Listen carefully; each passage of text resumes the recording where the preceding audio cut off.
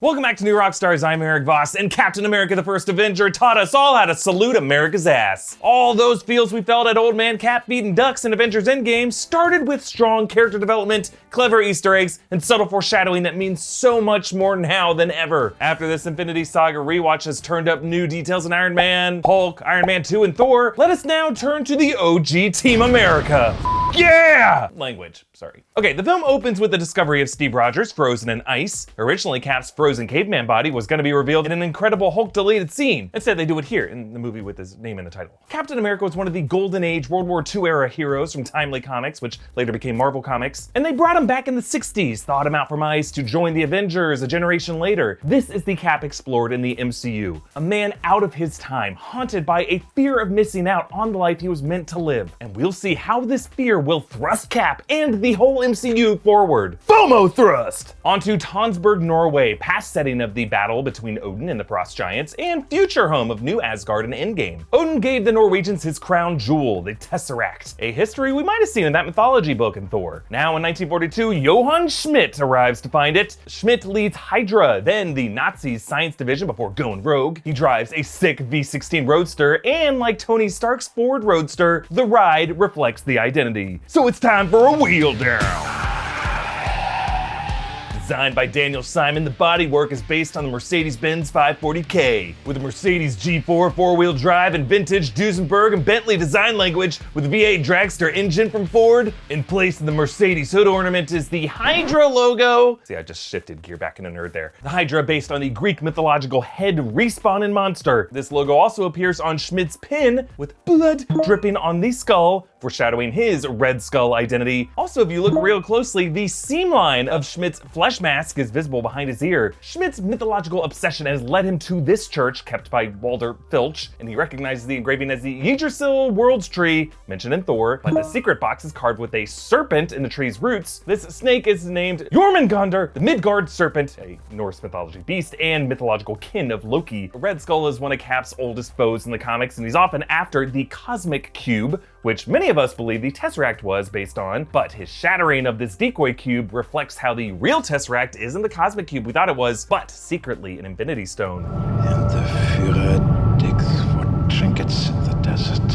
This movie was directed by Joe Johnston, who won an Oscar for his effects work in Raiders of the Lost Ark, and this line was a nod to the Nazi dig for the Ark in Egypt. This first Cap movie shares several similarities with Raiders of the Lost Ark, a World War II era throwback adventure exploring Hitler's known fixation with occult relics, enemy soldiers getting chopped up by propeller blades, and a finale showing the arrogant Prometheus sucked into the cosmos by the wrath of God. But next we meet our hero, Steve Rogers. Skinny Steve here was an effect created by Lola, the effects company that made Curious Case of Benjamin Button. They recorded Chris Evans 4 times in these scenes. First, a normal shoot with Chris Evans lowered to adjust the eye lines. Second, Evans on a green screen so he could be reduced digitally. Third, the scene on set without Evans so that digitally shrunken Steve could be reinserted. And fourth, with a body double, stage actor Leander Dini, to mimic Evans' movements. For these shots, they would graft Evans' face onto the double. Steve pisses off an America-hating heckler into an alley fight, foreshadowing his real shield with a trash one. You just don't know when to give up, do you?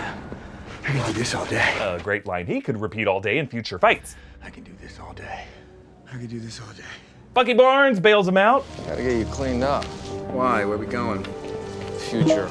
Clever foreshadowing by Marvel here, hinting at the future of both these men, World War II soldiers resurrected in the present day. And they attend the Stark Expo, hinted at by the later Stark Expo in Iron Man 2. Howard Stark shows off his hovering car. Stark gravitic reversion technology. Howard's reversion tech is likely the precursor to Tony's repulsor tech. Though, like Tony's Mark I and Mark II armors, Howard's test models hilariously crash. In Agents of S.H.I.E.L.D., Agent Coulson actually shows off a successful remodel of Howard's tech. Another exhibit at this expo shows a red suit labeled with Dr. Phineas Horton. This is a nod to the original Human Torch in the early Timely comics, who was part of the Invaders with Cap and Namor. Marvel Comics later recycled the name and abilities to create the character of Johnny Storm of the Fantastic Four, who was played by Chris Evans in the Fox films, and at the time of this movie, not owned by Marvel Studios, but now is once again. So hurry up and flame on, Feige! Steve mopes over his too short reflection, a shot echoed in Into the Spider-Verse, again, afraid he will miss out on the fight. Bucky heads off. Don't do anything stupid until I get back.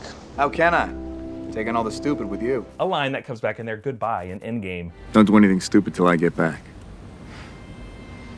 How can I? You're taking all the stupid with you. Dr. Abraham Erskine interviews Steve. Where are you from, Mr. Rogers? Is it New Haven? Or Paramos? Brooklyn. There actually is a statue of Captain America in Brooklyn. Erskine says he's from Queens, and Steve, being from Brooklyn, is a memory that brings a smile to his face in Civil War with Spider-Man. Where you from? Queens? Brooklyn. Meanwhile, Schmidt meets with Dr. Arnim Zola, first shown with his face projected on a screen, a nod to his alternate robot form in the comics and how he will return as a ghost in the machine in Winter Soldier. And later in the movie, there's a quick shot of Zola's diagrams of a robot body among his paperwork, a nod to Zola's comic form. Schmidt looks at ancient art photos that have been doctored to add the Tesseract. One of these shows the carved wooden doorway of a church in Halstead, Norway, depicting the hero Sigurd helping a smith forge a sword, which Sigurd will use to slay a dragon. Later in the movie, similar depictions of Sigurd appear behind Schmidt in Erskine's backstory, and in the scene when Schmidt has his portrait painted, he listens to opera music by Richard Wagner, which recounts this exact Norse lore. We visit Camp Lehigh, a setting that returns in Winter Soldier and Endgame. Here, Steve meets Peggy Carter, and the jerk soldier she punches is Gilmore Hodge, another soldier from the comics. Colonel Phillips quotes General George Patton. Wars are fought with weapons, but they are won by men. This weapons versus warrior conflict will be the core dynamic between Steve and Tony Stark. Is heroism the tools you give a man to fight with, or is heroism inside him, waiting to be unbottled? Steve struggles through basic training, falling behind, and again we see his fear of missing out. And his dive on the grenade is his response to that fear. In Steve's mind, this is his one chance to save lives and help the war effort. Erskine tells Steve about his past with Schmidt, who took a version of the supersoldier serum that altered his look, an updated version of Red Skull's origin from the 1990s Captain America movie. And we learn in the Incredible Hulk that General Ross's supersoldier serum research was an attempt to recreate Erskine's formula.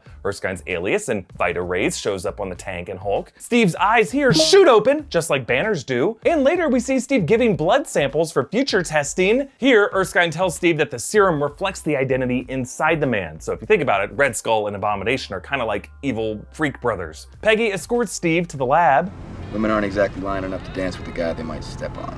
A line setting up their goodbye later. We'll have the band play something slow. I'd hate to step on Your what? Hope it wasn't neck. Look folks, finding these details can be quite a challenge, but a much less fun challenge is finding coupon codes that actually work when you're shopping online. Well, with Honey, it doesn't have to be this hard. Thanks to Honey for sponsoring this video. Honey is the free online shopping tool that automatically finds promo codes and applies them to your cart. Let's say you're shopping online at Target or GameStop, Domino's, wherever. When you check out, there's this little box that drops down and all you have to do is click Apply Coupons. Wait a few seconds for it to scan promo codes from across the internet and watch the prices drop. Recently, I was shopping for an outdoor rug for my little patio space, and I found one on Target.com, and Honey saved me over 18 bucks. I was gonna buy the rug anyways, but now I have my rug and an extra $18. Yippee! New Rockstars fans that have already downloaded Honey in the past using our promo code have already saved themselves over $243,000. That's enough to buy a couple boxes of scraps. Not having Honey is literally passing up free money. It's free, finds coupons with one click, and it's now part of the Venmo and PayPal family, so you know it's legit. Get Honey for free at joinhoney.com/newrockstars. That's joinhoney.com/newrockstars. Erskine explains his super soldier serum.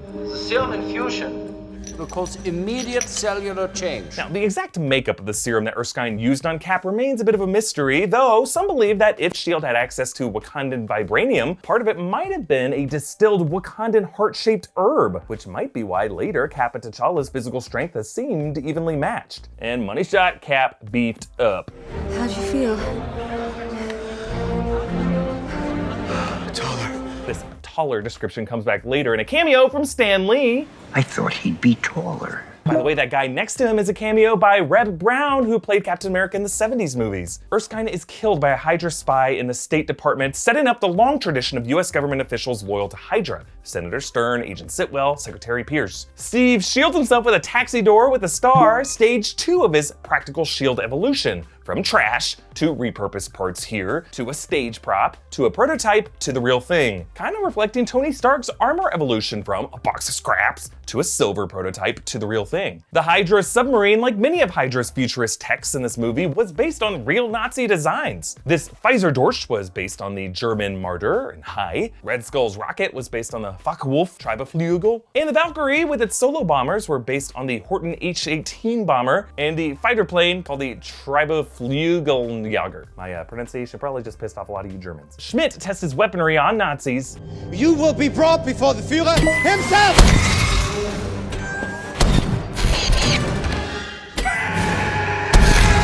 Notice the charge up sound effect matches the charge up of Iron Man's repulsors.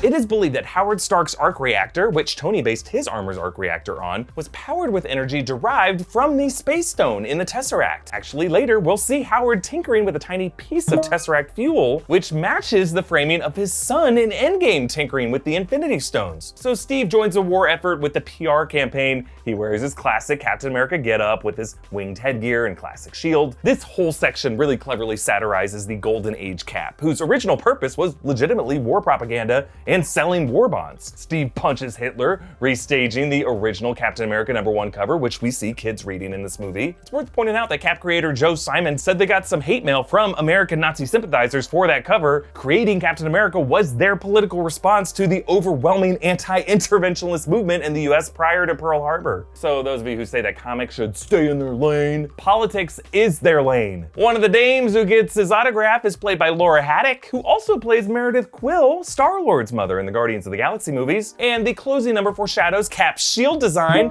concentric red and white circles with blue and a star in the center. Even though this kind of stage time Howard and Tony Stark would revel in, clearly Steve doesn't enjoy it. He knows he's missing out on the real fight, a man out of his time. So he feels miserable facing real frontline soldiers, drawing himself as a circus monkey. This is actually a nod to Steve's work as an artist in the comics. His sketching comes back in a deleted scene for the Avengers, and the artist's portfolio he keeps his shield in Endgame, suggesting that part of old Steve's new life was to sketch more. And this particular monkey drawing shows up framed on Steve's desk in Civil War. So tired of missing out, Steve sets off to rescue Bucky and the rest of the 107th. These POWs include the Howling Commandos. Dum Dum Dugan, he lets out his signature wahoo later in the tank. Gabe Jones, who might be related to Antoine Triplet in Agents of S.H.I.E.L.D., he said that his grandfather was a Howling Commando. The lineup also includes James Fallsworth, the first Union Jack in the Marvel Comics, Jacques Dernier, and Jim Morita, with Kenneth Choi also playing his grandson, Principal Morita, in Spider-Man Homecoming. There's actually an old photo of Grandpa Jim in his office. Kevin Feige originally also wanted cameos by James Logan Howlett, Wolverine, who did join the Howling Commandos in the animated series. He also wanted a cameo from a young Eric Lyncher, Magneto, who would show up in an internment camp, but again, there were rights issues at the time, but not anymore, so hold on, Feige. When Steve finds Bucky, he's recovering from some procedure. This could explain how Bucky was able to survive the fall from the train, like maybe some early prelim dosages of their super soldier serum that Hydra will later continue to make him a Winter Soldier. Schmidt reveals himself as Red Skull and escapes, and Steve returns a hero, but Peggy again reinforces his man out of time complex. You're late. And despite progress with Peggy, Cap remains a victim of bad timing, with Peggy catching him with Private Lorraine, played by Natalie Dormer, Marjorie Tyrell from Game of Thrones. Howard gives Steve a new shield made from vibranium, a shield that Peggy does not know whether it's bulletproof when she tries to murder him.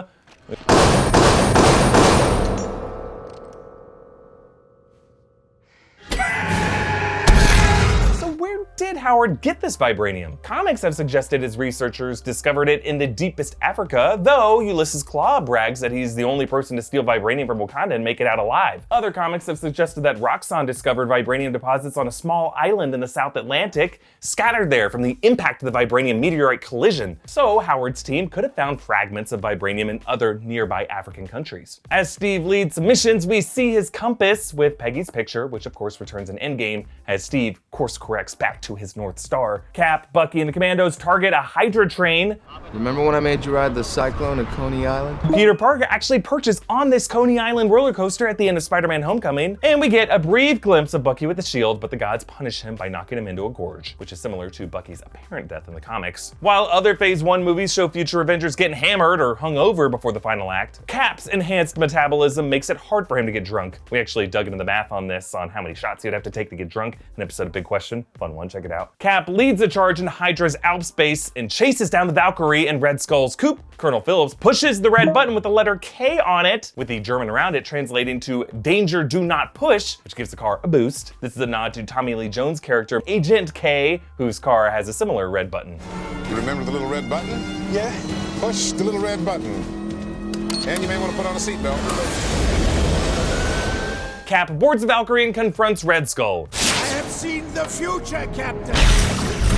No flags. This line came up in our recent Red Skull episode of Rogue Theory. Check it out. Indeed, Cap's future uniform in Infinity War does lose its American iconography. Red Skull meets his Ark of the Covenant style fate with the Space Stone whooshing him into the cosmos, later revealed in Infinity War to be guarding the Soul Stone on Vormir. Cap takes the Valkyrie into the water with a heartfelt goodbye to Peggy, and as she sobs, notice the music.